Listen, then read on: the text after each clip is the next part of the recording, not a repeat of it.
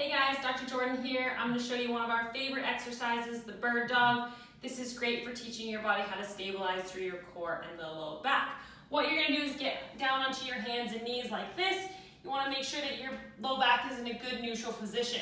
When we start this exercise, you're just going to reach your arm straight towards the wall, one at a time. If that's easy, you're going to move on to the legs. Think the same thing. We're thinking about the legs going straight towards the wall, not up towards the ceiling. So we're going to kick back like this, not like this. That's going to hyperextend our backs. So we're going to kick back like this.